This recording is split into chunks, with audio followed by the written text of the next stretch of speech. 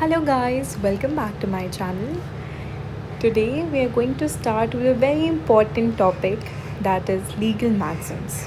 So as we all know, be it in our college, while preparing for examinations, or anywhere that we go belonging to the legal field, we are expected to know about the legal maxims and their meanings. Also the usage and case laws that discussed or dealt with these maxims. So today we are going to start this series and we'll do 5 maxims every day so that by the end of a month we can be well versed with these and be knowledgeable about at least 150 of these.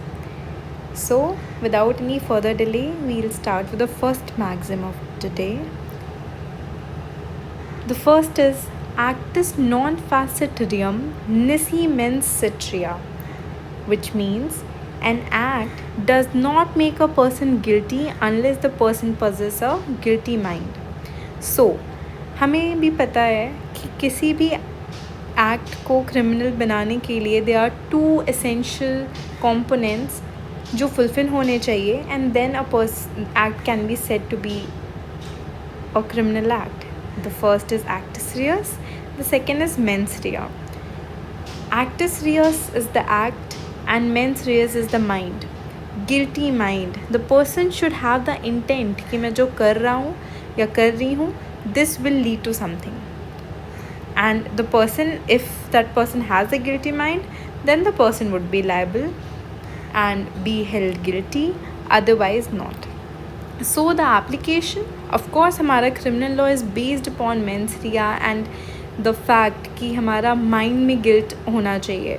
For example, if a person in his or her self defense, in the fear कि मुझे अगर मैं अपने self defense में इस इंसान को नहीं harm पहुँचाऊँगी तो that person would kill me or do something wrong with me, and I do something in retaliation, that would not be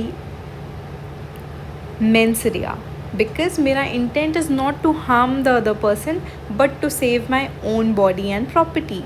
So that way, if we go about this legal maxim, we understand that this is a very essential component, that the person should have the guilty mind when the person is doing the act. Further हम इसका एक case law लेते हैं, state of Rajasthan versus Shera Ram 2012 supreme court. इसमें supreme court ने क्या बोला कि कोई भी एक एक्ट क्राइम है उसके लिए इंटेंट बहुत ज़रूरी है कि उसका एक मैलिस हो, उसका एक बैड इंटेंट हो वो करने का. एंड इस केस में जो पर्सन था उसे कन्विक्ट किया गया था for an offence, but later on उसका अनसाउंडनेस ऑफ माइंड देखकर ये उसे एक्विट कर दिया गया, विच मीन्स कि पहले बोला गया कि आप लायबल हो, but later on when it was adjudged कि भाई इस इंसान का ही is not of a sane mind, so how will we decide if he had the malice or not. So that way, because he was lacking mens rea, the person was acquitted from the case. Are we clear with this? So now we'll move to the next maxim of the day.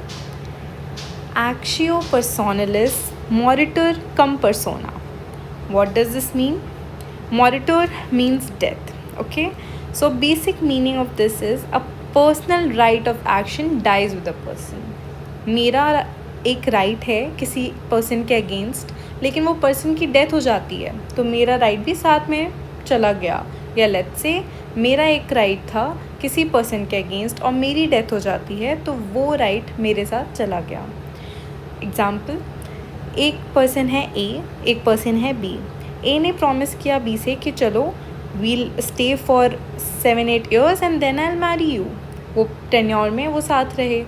Then A denies कि no, I can't marry you, XYZ reasons.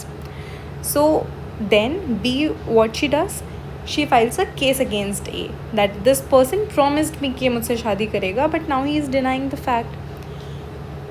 ये case file हुआ and everything is happening, and उसी के कुछ दिनों बाद let's say A dies because of any certain uncertain reason, then B का जो राइट है to marry him, of course it dies with the death of the person. सो ये जो केस है वो वहीं पे नलीफाई हो जाएगा. वाई? बिकॉज ऑफ कोर्स अब ए ने तुमसे प्रॉमिस किया शादी का बी से. Now it can't B set कि चलो तुम्हारे लीगल रिप्रेजेंटेटिव्स मेरा पूरा करेंगे या फिर तुम्हारी मतलब it can't be possible, right? So that way the right also dies. The right of A to marry B also dies with the death of A. Now इसका एक केस है हमारा. It was regarding the case name is Nurani Jamal and others versus Naran Srinivas Rao and others. ये है 1993 का case. Andhra Pradesh high court के before एक case गया इन विच मोटर व्हीकल एक्सीडेंट का केस था कि अगर कोई इंसान की डेथ हो जाती है मोटर व्हीकल एक्सीडेंट में या फिर उसको प्रॉपर्टी को बहुत ज़्यादा इंजरी होती है तो क्या उसकी डेथ के साथ उसका राइट चला गया. तो इसमें आंध्र प्रदेश हाई कोर्ट ने बोला no, the maxim will not apply here. Why? Because actions for damage claiming for personal injury shall not die with the deceased person. उसकी प्रॉपर्टी को लॉस हुआ, उसके स्टेट को लॉस हुआ, उसको पर्सनल इंजरी हुई मोटर व्हीकल एक्सीडेंट के case में. It will not be dismiss just because he died और समथिंग. उसके लीगल रिप्रेजेंटेटिव्स जो हैं वो जाके क्लेम कर सकते हैं कि मैं family member or my father, mother, whoever was dead because of you and now just give us the compensation. So the right doesn't die that way.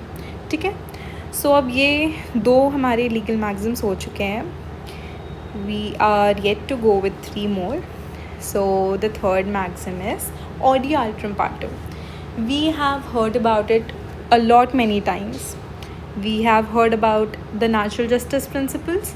Natural justice principles has always dealt about 3 things. First is Audi Altrum Partum. What does Audi Altrum Partum says? Let the other side be heard as well. For example, एक court है, उसके आगे 2 parties हैं.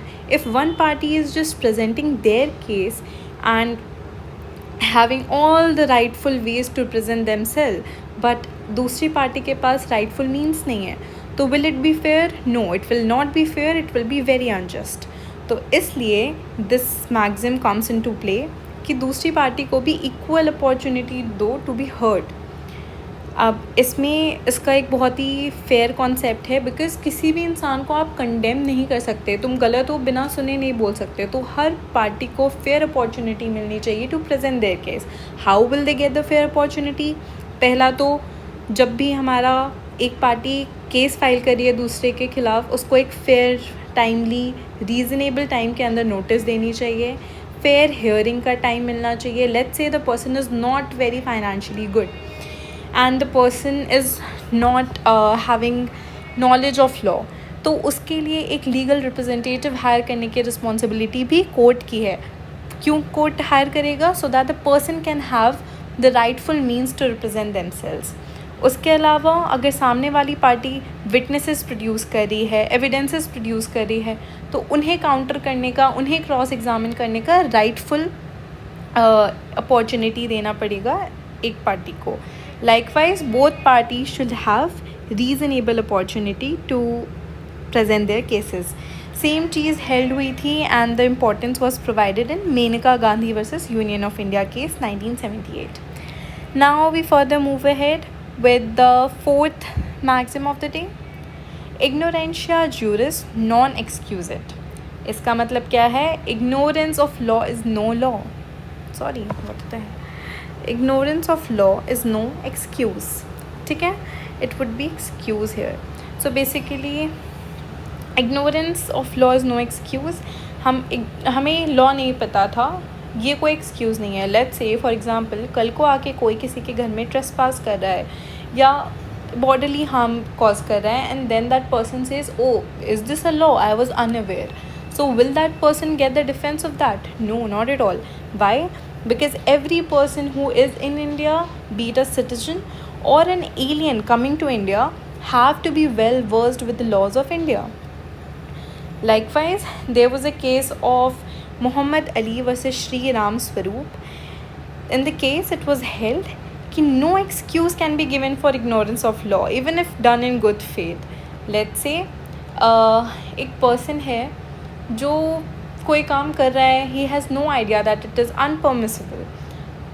Even if you were in good faith, you have no malice, still you will be held liable, and you can't be given an excuse that you were unaware of the law. However, in certain cases, पूरी जब case की proceedings चल रही होगी, it can act as a mitigating factor. What is a mitigating factor? So basically जब भी हमारे against कोई केस चल रहा है, there can be a certain factors that can help us getting a favour in a way that case को हमारी side लाने के लिए जो फैक्टर्स इंपॉर्टेंट होते हैं, जो हमारे ऊपर से चार्जेस कम कर रहे हों, हमारे ऊपर से लाइबिलिटी कम कर रहे हों, या हमारे फेवर में एक्ट कर रहे हों, those factors are called as mitigating factors. इसका एक और एग्जांपल है. लेट्स से एक पर्सन है जो अनएजुकेटेड है, पढ़ना लिखना नहीं आता है. He is sitting in a shop. उसकी शॉप में बुक्स हैं बहुत सारी. वन ऑफ सच बुक और a novel is band in India, and it is very clearly said that कोई भी शॉप ओनर है जिसके पास ये बुक है will be held liable. It is not allowed. But that person, what he does, he is selling that novel. Why? Because he has no idea. उसको एक किसी person ने लाके 100 copies they the that you have to sell it. He is selling it unaware of the fact. Even that person would be held liable, not considering the fact that the person was uneducated or whatever. If you are having a shop, you're selling books, you need to know the laws of India and what is allowed and what is not allowed. So in that way, that person would be held liable. And again, the fact comes that जो a person जो बोलता है कि नहीं मुझे तो law पता ही नहीं था, can't be said okay fine, that person will still be liable. Okay, so there are many other examples of this fact. कोई एक बाहर से भी आ रहा है किसी फॉरेन कंट्री का in India, if let's say they are not complying with Indian law, saying कि मैं तो इंडिया आने नहीं वाला था, मेरी फ़्लाइट का तो कुछ थोड़ी देर का 2 घंटे का ले ओवर था, बट उन 2 घंटे में भी if you are touching the land of India, you are obliged to know about Indian laws. And if you are not obliging with them and you are going in contrary, you will be held liable no matter what. So next maxim for the day is mutatis mutandis. It is a very important maxim that we use and can use for that matter in our day-to-day legal language. It says that the same would be applicable with necessary changes having been made. इसका एक normal example अगर मैं लूँ, I am a teacher. I am saying to my student that whatever I taught you in this chapter would be mutatis mutandis applicable to the next chapter. Which means कि जो मैंने पहले chapter में बताया वही same चीज़ें हैं जो second chapter में भी लगेगी. Maybe a little bit of changes are required. So काफ़ी हद तक that has to be the same thing, mutatis mutandis. Now the case we are going to deal with is Corporation of Calcutta versus Sirajuddin and others 1957. इसमें Calcutta high court ने बोला that when a law is applicable to any other type of case, mutatis mutandis, it implies that law would be applicable with all necessary changes having been made. So now we are done with all 5 legal maxims for the day, and I hope you guys understood about the maxims, their explanations, examples, and the case laws somewhere or the other related to them. We'll meet again with 5 new legal maxims, and if you guys like the video and it was helpful to you in any way, please like, share and subscribe. It would be a great help. Thank you.